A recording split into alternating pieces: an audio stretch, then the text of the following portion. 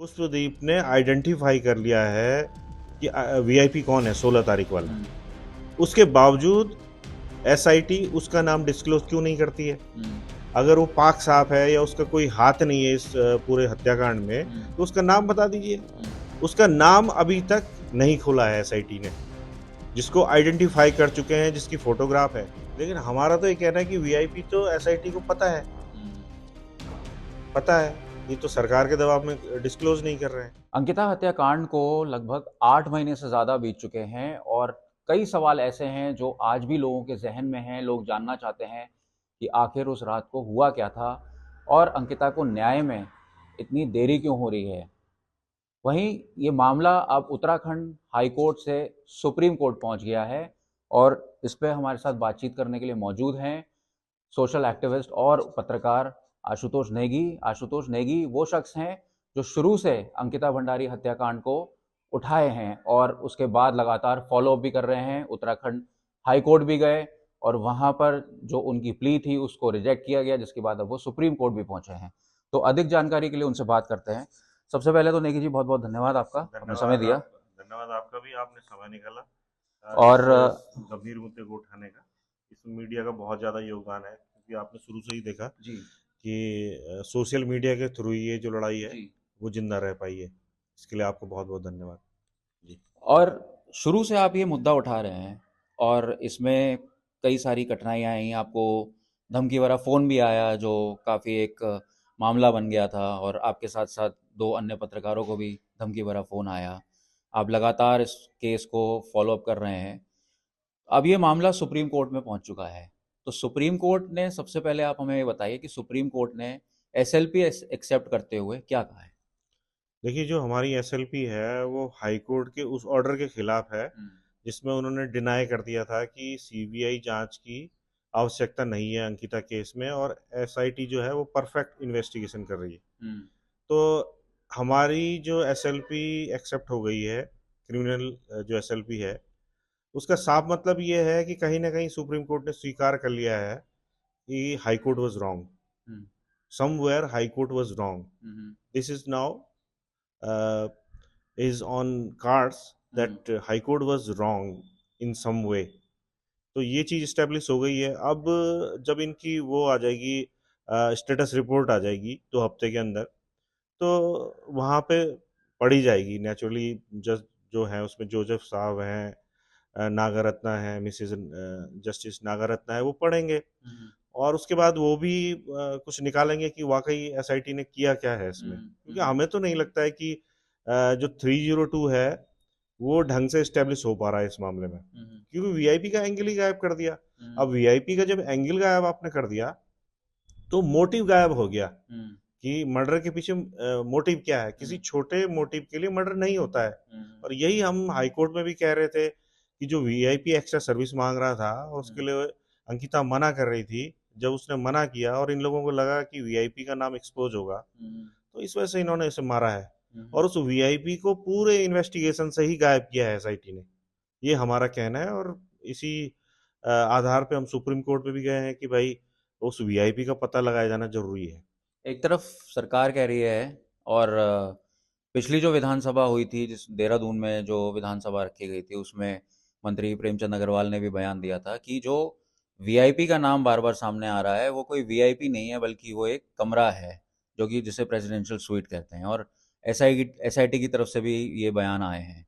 तो क्या लगता है आपको, क्योंकि आप इस केस को लड़ रहे हैं और जिस तरीके से चीज़ें सामने आ रही हैं, जो अंकिता की चैट्स थी उसमें एक पर्टिकुलर बंदे का मेंशन भी है, तो फिर ये कमरे का जो जिक्र है, तो इसके पीछे क्या लगता है आपको? देखिए, उत्तराखंड गवर्नमेंट का जो एटीट्यूड है इस मामले में हम्म, बड़ा ही निराशाजनक है। और खास तौर पे प्रेमचंद अग्रवाल जी ने जो कहा है कि वीआईपी तो कमरा है, लेकिन अगर अंकिता की व्हाट्सएप चैट आपने पढ़ी होगी, जिसमें वो साफ कह रही है कि वीआईपी गेस्ट आ रहा है, हम्म, तो वो कमरे की तो कहीं बात ही नहीं है, वो गेस्ट की बात है। और कमरा कभी भी एक्स्ट्रा सर्विस नहीं मांगता है, कमरा कभी चलकर नहीं आता है, हम्म, तो कमरा तो हो ही नहीं सकता। तो ये बात तो एक मजाक है कि ये लोग इसे कमरा करार दे रहे हैं कि वीआईपी कमरा था। वो नेचुरली कोई ऐसा गेस्ट था जिसकी डिमांड को फुलफिल करने के लिए अंकिता मारी गई। ये लगातार प्रेशराइज करते रहे उसे। इन्होंने क्राइम सीन तक शिफ्ट कर दिया। अंकिता के कमरे को एसआईटी की जांच में क्राइम सीन ही नहीं माना गया है। हम्म। जबकि अगर आपने जो वहां पे एक वर्कर था, अभिनव, उसके बयान अगर वीडियो स्टेटमेंट पढ़ा हो, देखा हम्म। हो, तो उसमें साफ कह रहा है कि 18 तारीख को तो दिन भर पुलकित कमरे में था। हम्म। एक बार वो बाहर आई तो उस कुछ हेल्प हेल्प चिल्ला रही, तो फिर मुंह भींच के अंदर ले गया। हम्म। लास्ट में उसकी जो लास्ट कॉल है उसमें वो कह रही है कि मेरा बैग उठा के ऊपर रख दो, मैं यहाँ से जाना चाहती हूँ। हम्म। तो सारा कुछ तो उस कमरे में हो रहा था। हम्म।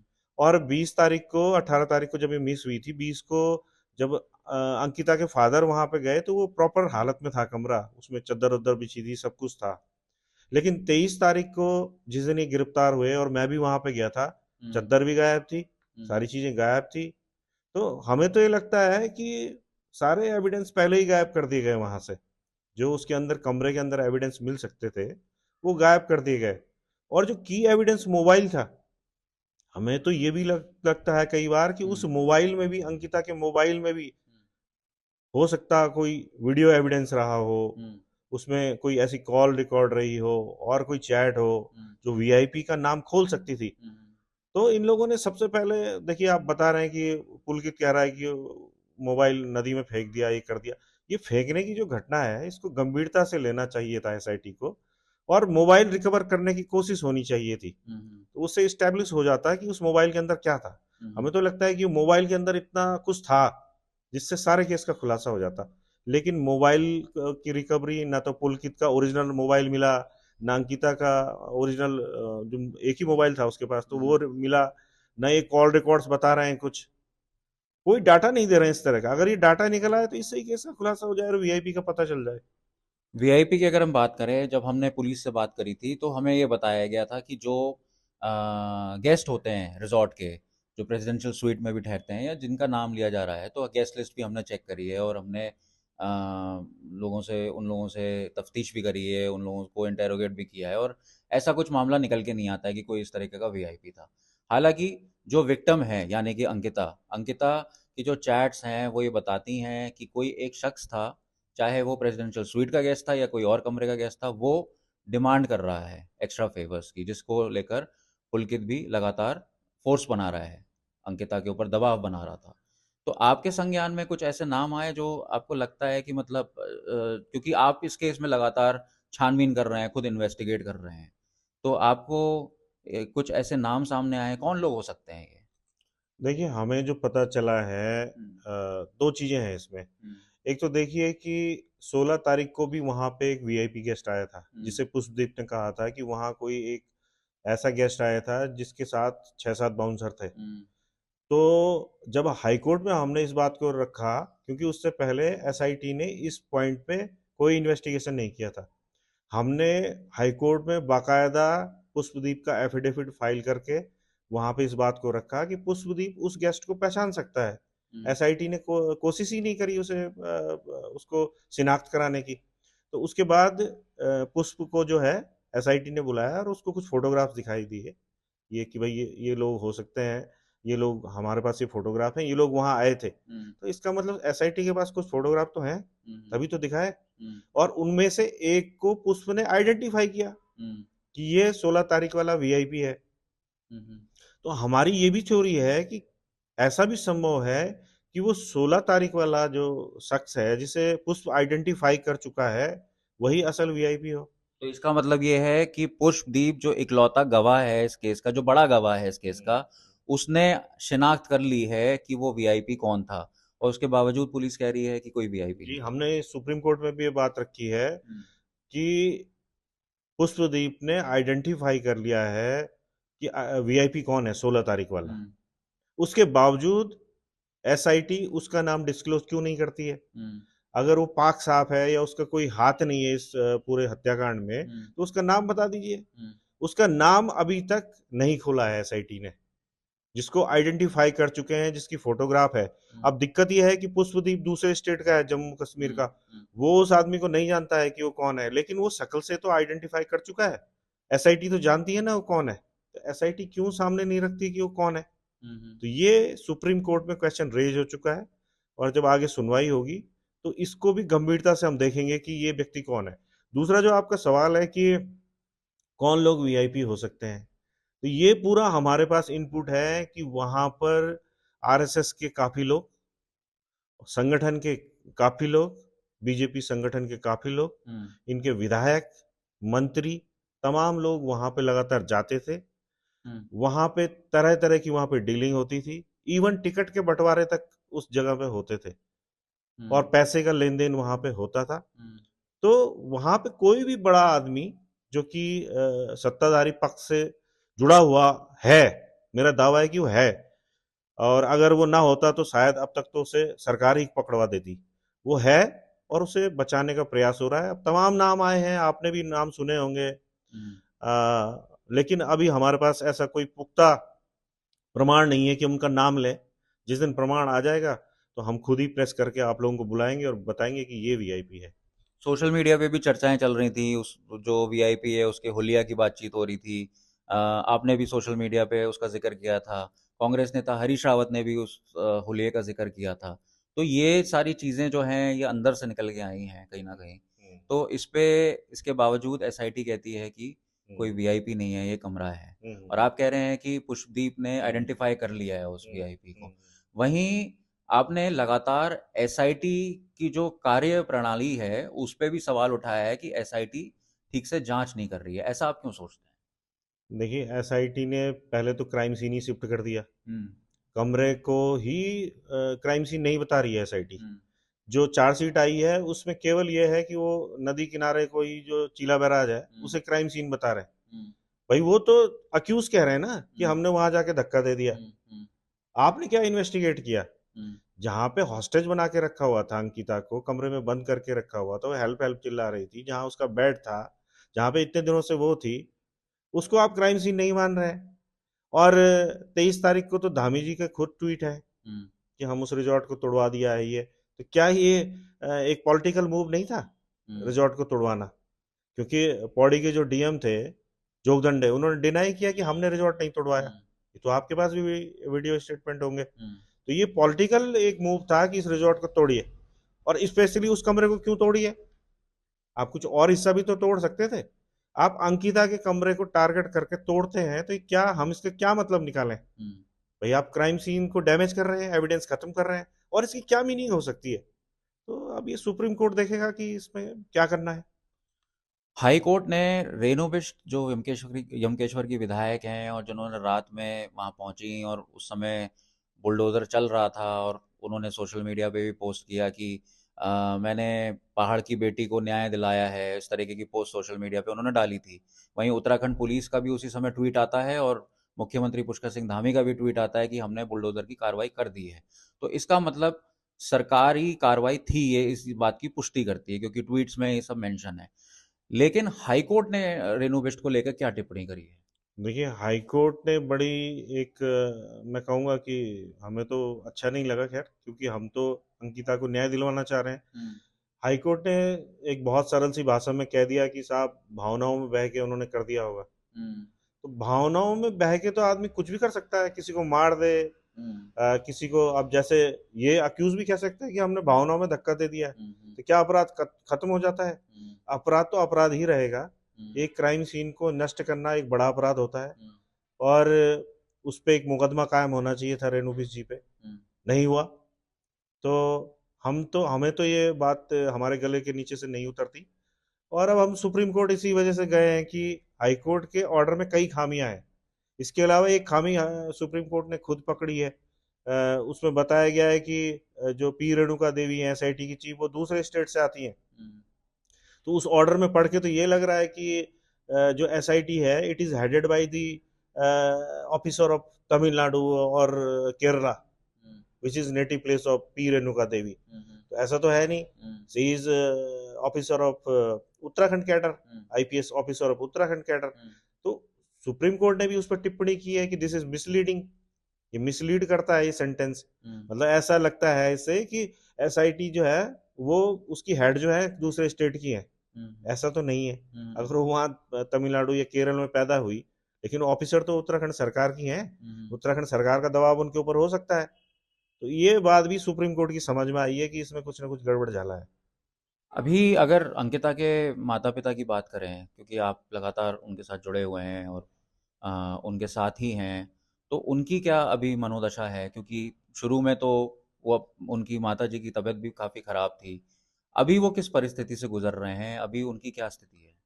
देखिए वो परिवार बहुत ही गरीब परिवार है। हुँ, उनकी जो माता जी हैं वो एक आंगनबाड़ी हैं, उनको 5,000 रुपये मंथली पैसा मिलता है। हुँ, अंकिता का जो भाई है वो सीए की अभी पढ़ाई कर रहा है। हुँ, फादर इनके बेरोजगार हैं। उनका भी हार्निया का ऑपरेशन हो रखा है, 2-3 महीने से वो बेड पे हैं। हुँ, तो देखिए दो तरीके से टूट गया है परिवार। एक तो आपने उस परिवार की एक पढ़ी लिखी बेटी मार दी हुँ, जो परिवार को हेल्प करना चाह रही थी। हुँ, दूसरी तरफ जो बेटा है, बेटा भी उसकी सीए की जो पढ़ाई है वो बाधित हो गई है। हुँ, वो अब सीए कोर्स नहीं कर पा रहा है।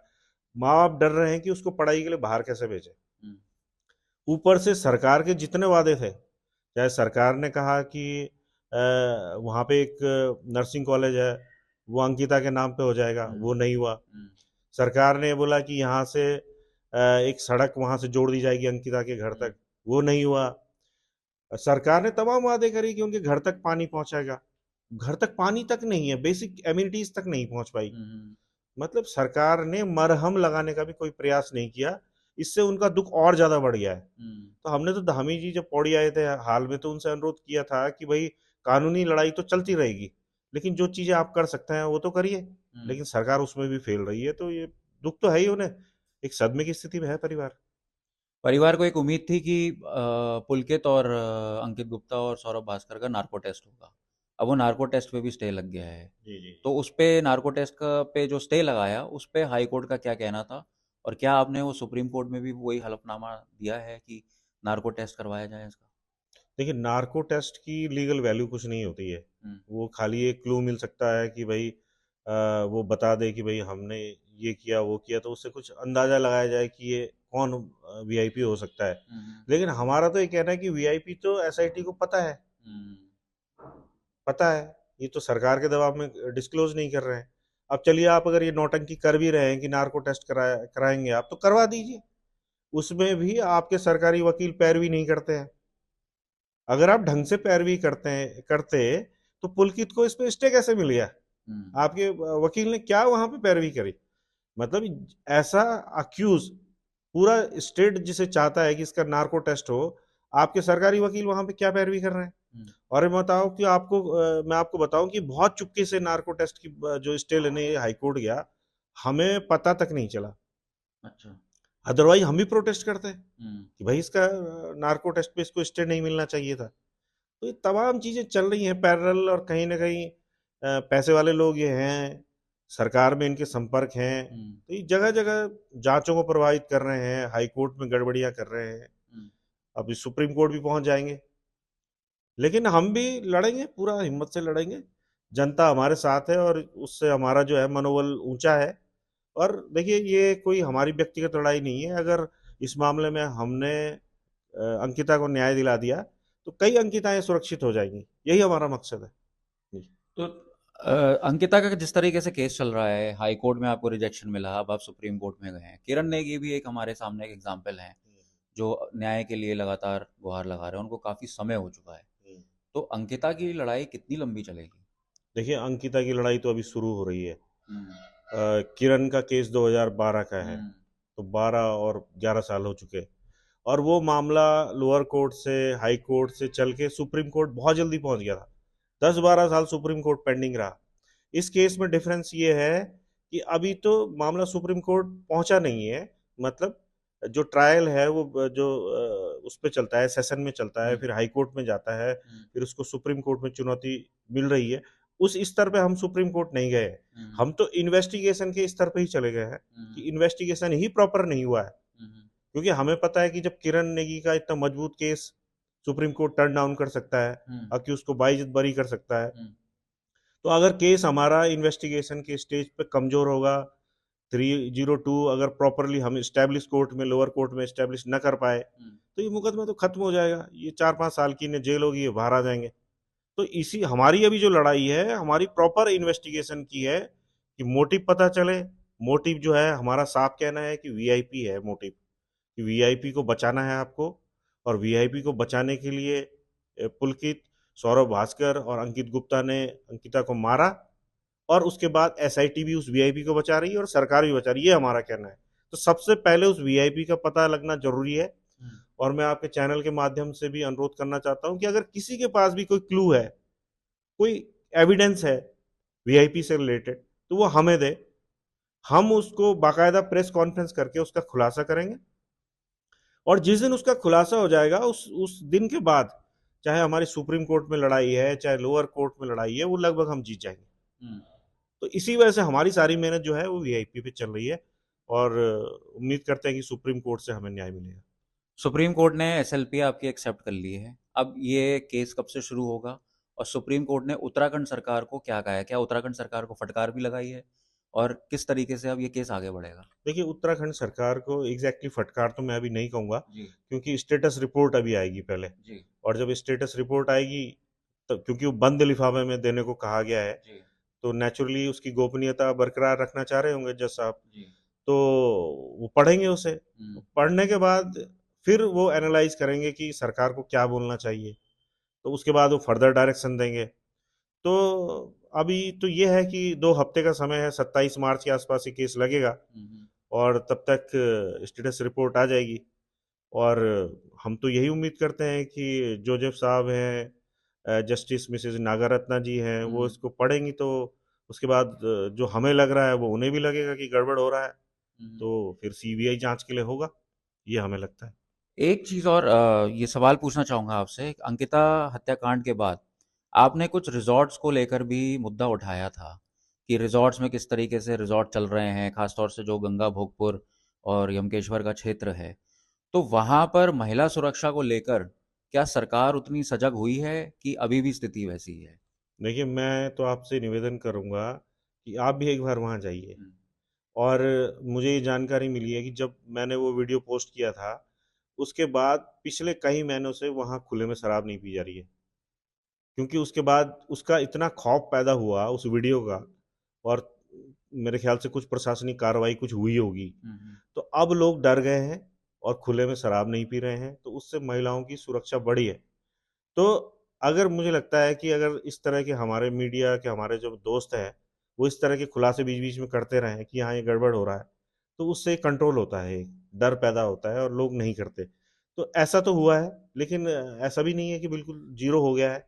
लेकिन अब यही तरीका है लोकतंत्र में कि हम अपने मीडिया के थ्रू या कानून के थ्रू एक ऐसी व्यवस्था बनाएँ, हुँ, जिसमें सरकार भी सहयोग करे, प्रशासन भी सहयोग करे, हुँ। और लोकल कई लोग होते हैं जो सेल्फ एक्टिवेटेड होते हैं समाज सेवा के प्रति, वो लोग भी हेल्प करें, तो उससे एक अच्छा समाज बन सकता है। इसमें एक जॉइंट जो एफर्ट है उसकी ज़रूरत है, जिसमें खास तौर पे मीडिया का, मुझे लगता है मीडिया और जुडिशियरी का अहम योगदान हो सकता है। बहुत-बहुत धन्यवाद, आपने बहुत सारी जानकारी दी नेगी जी। और अब इंतज़ार है सुप्रीम कोर्ट में किस तरीके से केस आता है और किस तरीके से केस आगे बढ़ता है। धन्यवाद बहुत बहुत आपका। और मैं चाहूँगा कि जितने भी लोग आपके इसको वीडियो को देखें, वो ज़्यादा से ज़्यादा शेयर करें, और शेयर करके अपने कमेंट भी रखें, अपनी बात भी रखें। और मैं तो चाहूँगा कि क्या पता आपके इस इंटरव्यू के बाद ही वीआईपी का खुलासा हो जाए, कहीं कोई वहीं पे कमेंट कर दे भाई कि मेरे पास ये की एविडेंस है, और आपके माध्यम से ही हमें वीआईपी का खुलासा करने में मदद मिले, क्योंकि बहुत ज़्यादा पॉसिबल है कि किसी न किसी को उसके बारे में पुख्ता जानकारी है, लेकिन वो किसी डर की वजह से सामने नहीं आ पा रहा है। Thank you. तो ये थे हमारे साथ पत्रकार और सोशल एक्टिविस्ट आशुतोष नेगी। आशुतोष नेगी लगातार जो हैं पौड़ी के जन मुद्दों को उठाते आए हैं काफ़ी समय से।